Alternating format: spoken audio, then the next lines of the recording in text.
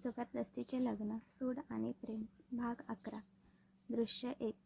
प्रेमाचा वर्षाव आणि अर्पिताची फजिती.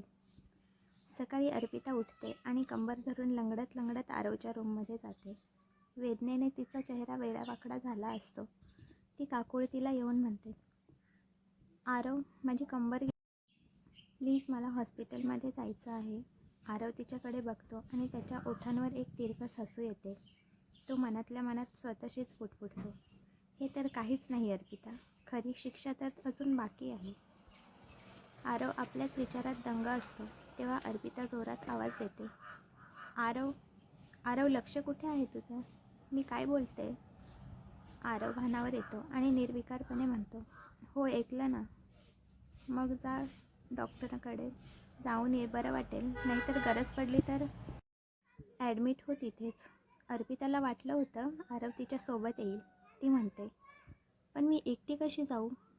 आरव अत्यंत शांतपणे उत्तर देतो, एक काम कर, तुझी आई संगीता आहे ना, त्यांना घेऊन जा. मीच आलो असतो का, पण आज ऑफिसमध्ये खूप महत्त्वाचं काम आहे आणि जर तुला तिथे ॲडमिट व्हावं लागेल तर मला इथे राहून पिहूला पण बघायचं आहे. सो तू जा.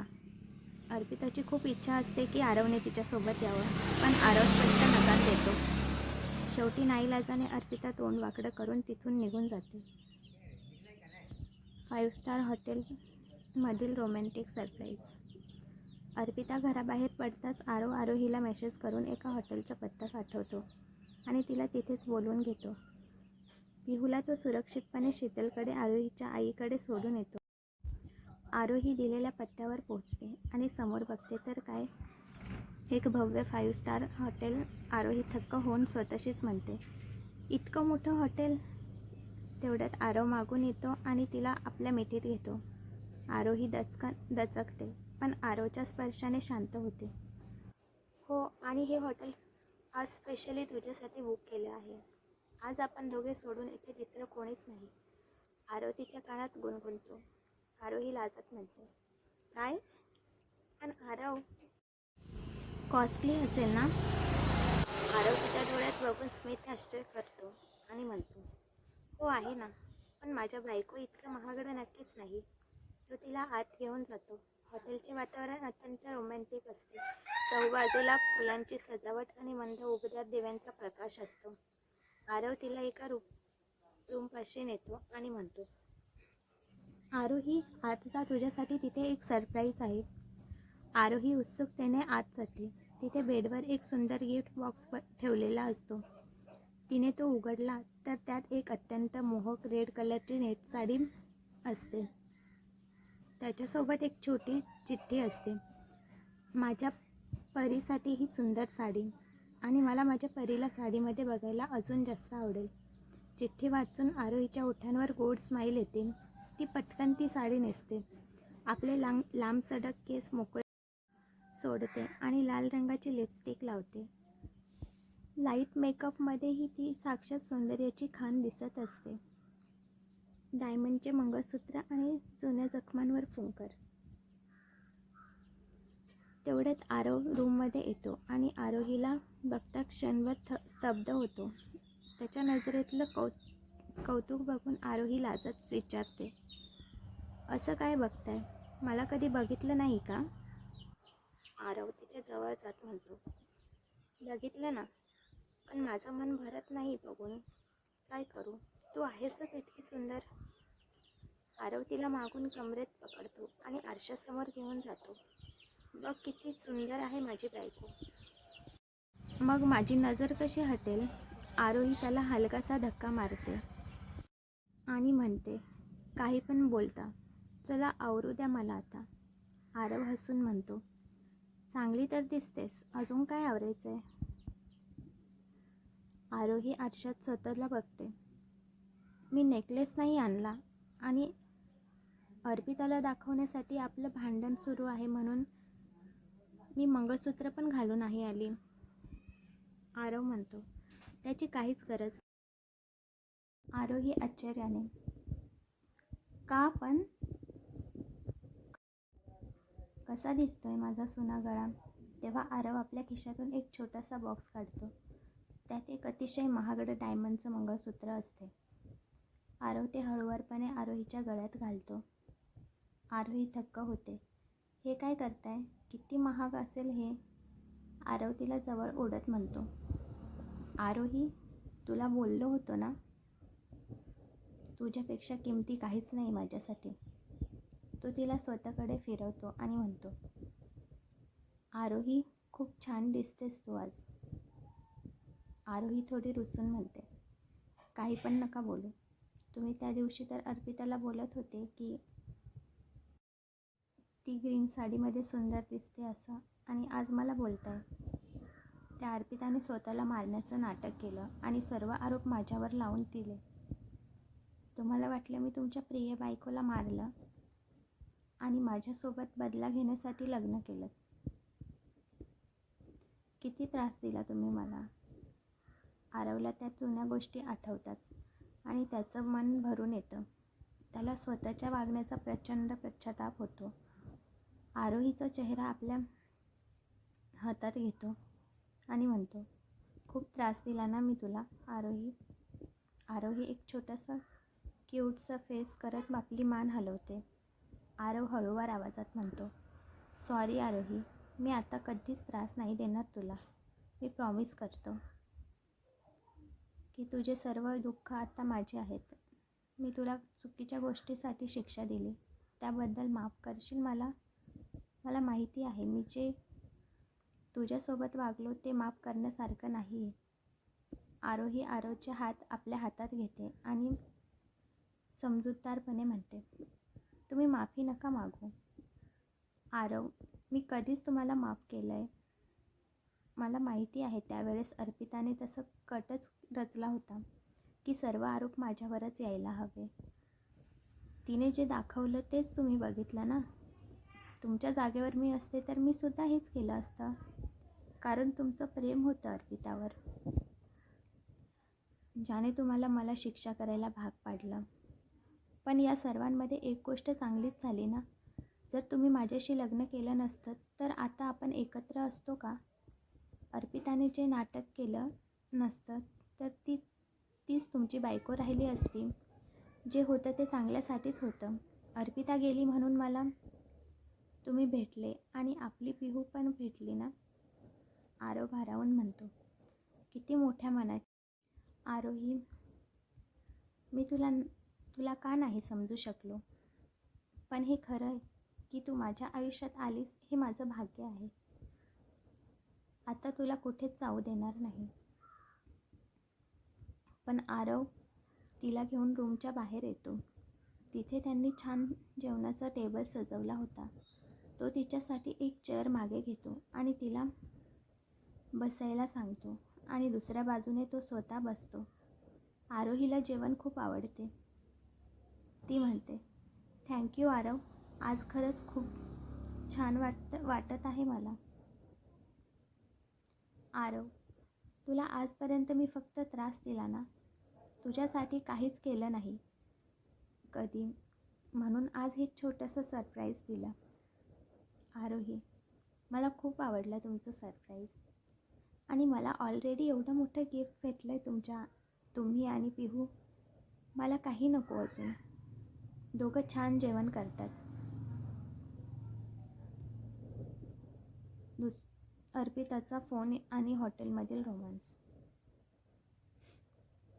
तेवढ्यात आरवचा फोन वाजतो. अर्पिताचा फोन असतो. आरव आरोहीला शांत बसण्याचा इशारा करतो. आरव, माझ्या पायाला फ्रॅक्चर सांगितलं आहे. 1 दिवस तरी ॲडमिट राहावं लागेल. तू येशील का माझ्याजवळ? अर्पिता रडत रडत विचारते. आरव मुद्दाम काळजीचं नाटक करत म्हणतो, काय फ्रॅक्चर? तू नीट काळजी घे अर्पिता. मी आलो असतो, पण पिहू एकटी राहणार नाही. तिला ओळखीचं कोणीतरी लागतं आणि तू नाही आहेस तर मला राहावं लागेल, कारण आरोही आणि शीतल मावशीकडे तर तिला द्यायचं नाही आहे ना. अर्पिता समाधान पाहून म्हणते, ठीक आहे आरव, आई आहे माझ्याजवळ, पण पिहूला आरोही आणि शीतलकडे सोडू नकोस, नाहीतर ती आरोही परत पिहूला तिची सवय लावून ठेवेल. फोन कट केल्यावर आरव जोरात हसायला लागतो. आरोही आश्चर्याने विचारते, काय झालं हसायला? आरव म्हणतो, काल रात्री तुम्ही जी करामत केली ना, ती चांगलीच पावली अर्पिता मॅडमला. हॉस्पिटलमध्ये ॲडमिट आहेत, फ्रॅक्चर झालं आहे तिला. आरोही मिश्किलपणे हसत म्हणते, बरं झालं, एक दिवस काय महिनाभर तिथेच ठेवायला पाहिजे होतं. आरव तिची खेचत म्हणतो, हो का? पण इतका राग? बिचारीला डायरेक्ट हॉस्पिटलमध्येच पाठवलंस. आरोहीला राग येतो. तुम्हाला ती बिचारी वाटते? एवढंच प्रेम ओतू जात असेल तर जा तिच्याकडे. काल कशी चिटकत होती ती तुम्हाला? आरव मुद्दाम म्हणतो. खरंच जाऊ का? आरोही जोरात चिडते. का त्रास देता मला? माहिती आहे ना मला नाही आवडत ती तुमच्याजवळ आलेली. जा, मला नाही बोलायचं तुमच्याशी. ती तुमची पहिली बायको ना, मग प्रेम उफाळून आलंच असेल तिच्यावर. आरव हसत पुढे सरसावतो आणि आरोहीला चक्क आपल्या बाहूंमध्ये उचलून घेतो. आरोही लाजत ओरडते, आरव सोडा मला, काय करताय तुम्ही? कोणी बघितलं तर काय म्हणतील? आरव तिच्या डोळ्यात बघत म्हणतो, कोणी बघितलं तर हेच म्हणतील की एका नवऱ्याने आपल्या बायकोला उचलून घेतलंय. आणि मगाशी सांगितलं होतं ना, हे हॉटेल पूर्ण फक्त तुझ्यासाठी बुक केलं आहे. इथे आपण दोघं सोडून कोणीही येणार नाही. तो तिला उचलून रूममध्ये घेऊन जातो आणि बेडवर बसवतो. आरोही अजूनही रुसलेलीच असते. आरव तिचा चेहरा हातात घेऊन प्रेमाने म्हणतो, सॉरी ना, मी मुद्दाम बोललो. मी फक्त तुझ्यावरच प्रेम करतो आरोही. आरोही रागात उठून जायला लागते. नाही, तुम्ही जा त्या अर्पिताकडे. पण आरव तिचा साडीचा पदर पकडतो. आरोही तिथेच थबकते. आरव तो पदर आपल्या हातात गोळा करत तिच्या अगदी जवळ येतो. तो साडीचा पदर तिच्या खांद्यावरून बाजूला सारतो आणि तिच्या मानेवर हळूवार किस करतो. आरोही पूर्णपणे विरघळते, पण तो तिच्या ओठांवर ओठ टेकवतो. दोघेही एकमेकांच्या प्रेमात पूर्णपणे बुडून जातात आणि शेवटी आनंदाने एकमेकांच्या कुशीत झोपून जातात. सायंकाळची जाग आणि आरवचा हट्ट. संध्याकाळची वेळ होते. हॉटेलच्या रूममध्ये खिडकीतून येणारा प्रकाश मंद झालेला असतो. आरोहीला जाग येते. ती हळूच उठते आणि आरवला हलवून उठवते. आरव, उठा ना, रात्र होत आली आहे, आपल्याला घरी जावे लागेल. आरोही काळजी स्वरात म्हणते. आरव झोपेतच तिचा हात पकडतो आणि तिला पुन्हा आपल्याकडे ओढतो. तो प्रेमाने म्हणतो, आरोही नको ना, आजची रात्र तरी मला तुझ्यासोबत घालवू दे ना सुखाने. आपण सकाळी केव्हाच जाऊ घरी. आरवच्या आवाजातला तो ओढा बघून आरोही क्षणभर विरघळते, पण तिला पिहूची आठवण येते. ती म्हणते, पण आरव, आपली पिहू रडत असेल. तुम्ही पण नाही आणि मी पण नाही तिच्याजवळ. आरव तिला समजावत म्हणतो, पण ती शीतल मावशीजवळ राहते ना. आरोहीचं मन मानत नाही, म्हणून ती लगेच शीतलला कॉल करते आणि विचारते, आई, पिहू ठीक आहे ना? शीतल पलीकडून हसत उत्तर देते, हो आरोही, पिहू मस्त खेळत आहे. तुला तिला बघायचं असेल तर व्हिडिओ कॉल करते तुला.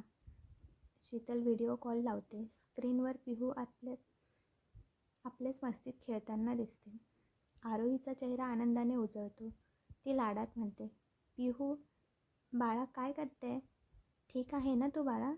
पिहू जरी खूप लहान असली आणि तिला अजून बोलता येत नसेल तरी आरोहीचा आवाज ऐकताच ती गोड हसते. आरोही भारावून म्हणते, किती गोड बाळ आहे माझं. आईला अजिबात त्रास देत नाही. आरव पण फोनमध्ये बघून पिहूसोबत थोडे बोलतो. मग आरोही शीतलला सांगते, आई, आजची रात्र पिहूला तुझ्याजवळच राहू दे. आम्ही उद्या सकाळी येऊ घरी. आणि पिहू रडलीस तर मला कॉल कर. शीतल धीर देत म्हणते. आरोही, काळजी नको करूस, पिहू नाही त्रास देत मला. खूप गोड बाळ आहे तुझं आणि मी आहे सोबत तिच्या. मस्त खेळते ती. आरोही ठीक आहे बोलून फोन ठेवते. आरवची खोडकर मस्ती आणि रोमॅन्टिक डिनर. फोन ठेवताच आरव संधी साधून आरोहीला आपल्या कुशीत ओढतो. बघितलं किती समजूतदार आहे आपलं बाळ. तिला आपल्या दोघांना डिस्टर्ब नको म्हणून किती शांतपणे खेळते पिहू तिच्या आजीजवळ. आरोही हसून म्हणते, हो आहेच माझी पिहू कोणी. तुमच्यासारखं त्रास नाही देत मला. आरव तिचे हे शब्द ऐकून तिला अजून जवळ खेचतो आणि खोडकरपणे विचारतो, अच्छा म्हणजे मी त्रास देतो तुला. आरोही अजून त्रास दिलाच कुठे मी तुला. आरव अचानक आरोहीला बेडवर खाली पाडतो आणि स्वतः तिच्यावर येतो. तो तिला पुन्हा डीपली किस करायला लागतो. त्या दोघांच्या श्वासात गती वाढते. जेव्हा आरोहीला श्वास घ्यायला थोडा त्रास होतो तेव्हा आरव बाजूला होतो. त्यानंतर दोघे उठतात, फ्रेश होतात आणि बाहेर येतात. दोघेही बराच वेळ एकमेकांशी मनमोकळ्या गप्पा मारतात. जुन्या आठवणीत हरवून जातात. रात्री एकत्र डिनर करून ते पुन्हा झोपायला जातात. विरघळलेली रात्र आणि पहाटेचा निरोप. ती रात्र त्या दोघांसाठी खूप खास असते. ते शांतपणे एकमेकांच्या कुशीत झोपतात. जणू काही जगाचा विसर पडला आहे. एकमेकांच्या मिठीत हरवून गेल्यावर त्यांना असं वाटतं की जणू ती रात्र तशीच राहायला पाहिजे. सकाळ व्हायलाच नको. एकमेकांच्या उबदार स्पर्शात ते सर्व जग विसरून जातात. सकाळ होते. आरवला जाग येते. तेव्हा तो बघतो की आरोही त्याच्या कुशीत शांत झोपली आहे. तो तिच्या कपाळावर किस करतो. आरोही डोळे उघडते. सकाळी लवकर घरी जावं लागेल. आरव तिचा हात हातात घेऊन म्हणतो, हो आता पिहूकडे जाऊया. आरव तिला आपल्याजवळ ओढतो आणि पुन्हा एक छोटासा गुड मॉर्निंग किस करतो. आरोही लाजत उठते आणि दोघेही घरी जाण्यासाठी तयार होतात. अर्पिता हॉस्पिटलमध्ये असताना आरव आणि आरोहीचा हा सुखी संसार आता नव्या वळणावर आलेला असतो. तर मित्र आणि मैत्रिणींनो, कसा वाटला आजचा भाग मला कमेंट बॉक्समध्ये नक्की सांगा आणि प्लीज माझ्या चॅनलला सबस्क्राईब करा. धन्यवाद.